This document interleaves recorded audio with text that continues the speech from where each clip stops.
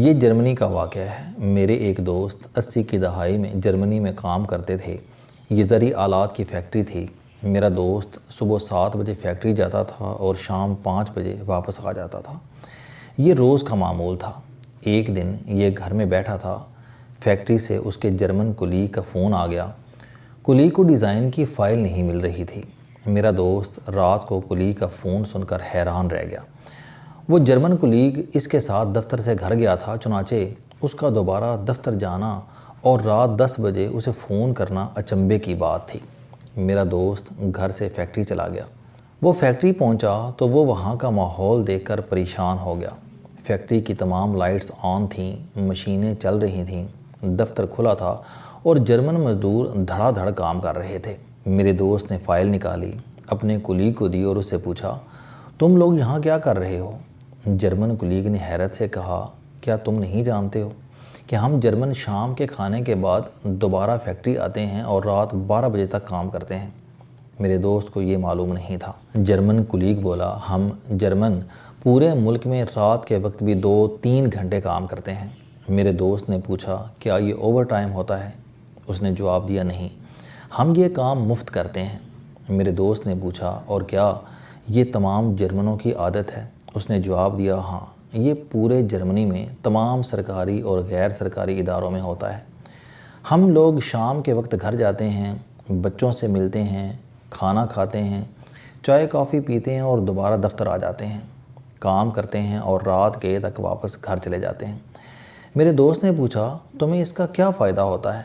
اس نے جواب دیا کہ ہم یہ کام مالی فائدے کے لیے نہیں کرتے، یہ نیشنل سروس ہے، اس کا فائدہ پوری قوم کو ہوتا ہے۔ دوسرا، ایکسٹرا کام کی وجہ سے ہماری مہارت میں بھی اضافہ ہو جاتا ہے، ہم اپنے کام میں زیادہ ماہر ہو جاتے ہیں۔ میرے دوست نے پوچھا، لیکن آپ لوگ ہم غیر ملکیوں کو اس سروس میں شامل کیوں نہیں کرتے؟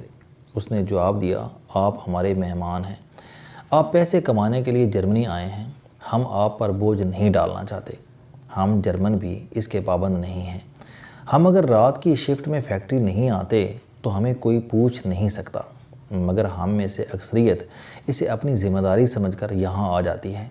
میرے دوست نے اس سے آخری سوال پوچھا، لیکن تمہارے ایکسٹرا کام کا فائدہ فیکٹری مالک کو ہوتا ہے، اس کی دولت میں اضافہ ہو رہا ہے، تم فائدے میں شیئرز طلب کیوں نہیں کرتے؟ اس نے ہنس کر جواب دیا، میں کماؤں یا میرا مالک کمائے، فائدہ بہرحال جرمن قوم کو ہوگا۔ میرے کام سے میرے مالک کو زیادہ بچت ہوگی، یہ اس بچت سے دوسری فیکٹری لگائے گا، اس فیکٹری میں نئی جابز نکلیں گی اور ان جاب سے میرے کسی بھانجے، بھتیجے، بھائی، بہن یا بچی کو فائدہ ہوگا، لہٰذا مجھے اس معاملے میں بخل سے کام نہیں لینا چاہیے۔ یہ دلائل سن کر میرے دوست کے ماتھے پر پسینہ آ گیا۔ میرے دوست کے لیے حیرانی کی دوسری بات ڈیوٹی کی پابندی تھی۔ وہ بار بار دیکھتا تھا کہ اس کے جرمن کولیگز رات 2 بجے تک شراب پیتے ہیں، ڈسکو کلبز میں ڈانس کرتے ہیں، بڑی مشکل سے گرتے پڑتے ٹیکسیوں اور بسوں پر گھر پہنچتے ہیں، لیکن صبح 8 بجے وہ وقت مقررہ پر دفتر ہوتے ہیں۔ میرا دوست انہیں جب بھی نشے میں دیکھتا تھا، یہ سمجھتا تھا کہ یہ صبح وقت پر نہیں اٹھ سکیں گے، لیکن یہ نہ صرف وقت پر اٹھتے تھے بلکہ یہ کام پر بھی پہنچتے تھے اور معمول کے مطابق کام بھی کرتے تھے۔ میرے دوست نے جرمنوں کی یہ دونوں عادتیں بتائیں تو مجھے اس کے ساتھ ہی جاپانی قوم یاد آ گئی۔ جاپانی قوم بھی کام کے معاملے میں انتھک ہے۔ جاپانی کمپنیوں کے ساتھ کام کرنے والے پاکستانی تاجر بتاتے ہیں کہ ہم جس وقت جاپان فون کرتے ہیں ہمیں ان کے دفتر کھلے ملتے ہیں اور دوسری طرف سے باقاعدہ رسپانس بھی ملتا ہے۔ مجھے چند دن قبل لاہور کے ایک دوست نے دلچسپ بات بتائی۔ یہ دوست جاپان سے کاغذ امپورٹ کرتا ہے۔ دوست نے بتایا، مجھے جاپان سے اکثر رات کے وقت فون آ جاتا ہے، وہ لوگ مال کے بارے میں پوچھتے ہیں یا پھر بتاتے ہیں۔ میں نے ایک دن ان سے پوچھ لیا، آپ لوگ کام کس وقت سٹارٹ کرتے ہیں؟ انہوں نے جواب دیا کہ ہم صبح 6:30 بجے دفتر آ جاتے ہیں۔ میں نے پوچھا کہ واپس کب جاتے ہیں؟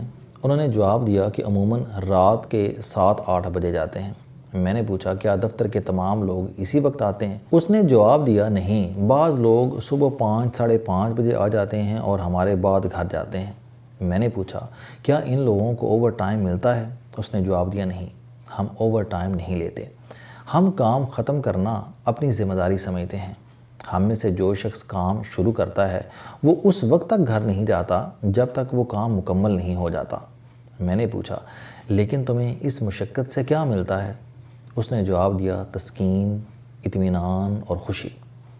یہ جرمنی اور جاپان دو ایسے ملکوں کی مثالیں ہیں جو دوسری جنگ عظیم میں مکمل طور پر تباہ ہو گئے۔ برطانیہ اور اس کے اتحادیوں نے دوسری جنگ عظیم کے بعد جرمنی کو آپس میں تقسیم کر دیا۔ کساد بازاری اور افراط زر کی حالت یہ تھی، چائے کیتلی سے کپ میں گرتے گرتے مہنگی ہو جاتی تھی۔ لوگ بوریوں میں نوٹ بھر کر لے جاتے تھے اور بڑی مشکل سے 1 کلو آلو ملتے تھے۔ جرمنی کا ہر دوسرا مرد قبرستان میں تھا اور پہلا زخمی، اور جنگ کے 10 سال بعد تک خواتین کو شادی کے لیے مرد نہیں ملتے تھے۔ جاپان کی حالت اس سے بھی پتلی تھی۔ جاپان کے 2 جدید اور صنعتی شہر ناگاساکی اور ہیروشیما ایٹم بم سے تباہ ہو گئے۔ جنگ میں ناکامی کی وجہ سے پوری قوم ڈی مورلائزڈ تھی۔ امریکیوں نے جاپان کے تمام وسائل پر قبضہ کر لیا، فوج ختم کر دی، ہتھیار ضبط کر لیے اور شہریوں کو جبری مشقت پر لگا دیا۔ لیکن صرف 10 برسوں میں جاپان اور جرمنی نہ صرف اپنے قدموں پر کھڑے تھے بلکہ یہ ترقی کی دوڑ میں سرپٹ بھاگتے ملکوں کی فہرست میں بھی شامل تھے۔ ہم آج جرمنی اور جاپان کی ترقی کو دیکھتے ہیں تو ہماری ٹوپیاں فرش پر آ جاتی ہیں اور ہم اپنے آپ سے پوچھتے ہیں کیا کبھی ہم بھی جاپان یا جرمنی بن سکیں گے؟ اور اس کے ساتھ ہی ہمارے ذہن میں ہمالیہ جتنا بڑا نہیں جگمگانے لگتا ہے۔ ہم جرمنی اور جاپان کیوں نہیں بن سکتے؟ اس کی واحد وجہ ہمارا رویہ ہے۔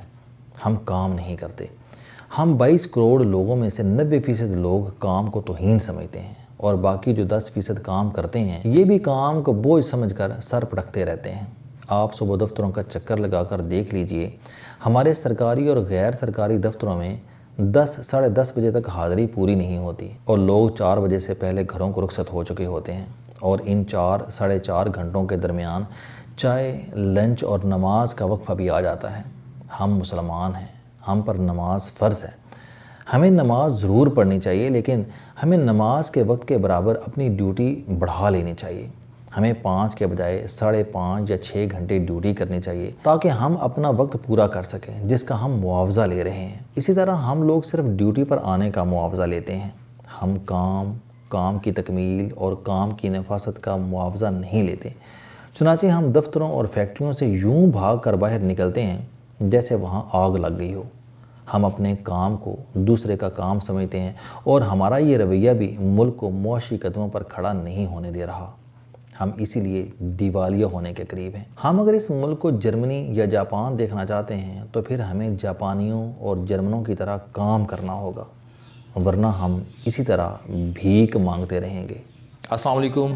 آپ سٹوڈنٹ ہیں، کوئی جاب کرتے ہیں، کاروبار کرتے ہیں، یا پھر آپ گھریلو زندگی گزار رہے ہیں۔ اگر آپ اپنی زندگی کو بدلنا چاہتے ہیں تو اس چینل علم دوستی پر آپ زندگی میں کامیابی کے لیے جاوید چوہری صاحب کے موٹیویشنل، سوشل، سیلف ڈسکوری سے ریلیٹڈ اور صحت سے متعلق بے شمار کالم سن سکتے ہیں۔ میرا دعویٰ ہے کہ یہ چینل آپ کی زندگی بدل دے گا۔ اس چینل کا مقصد اچھی باتیں معاشرے میں پھیلانا ہے اور اچھی بات کو دوسروں تک پہنچانا صدقہ جاریہ ہے۔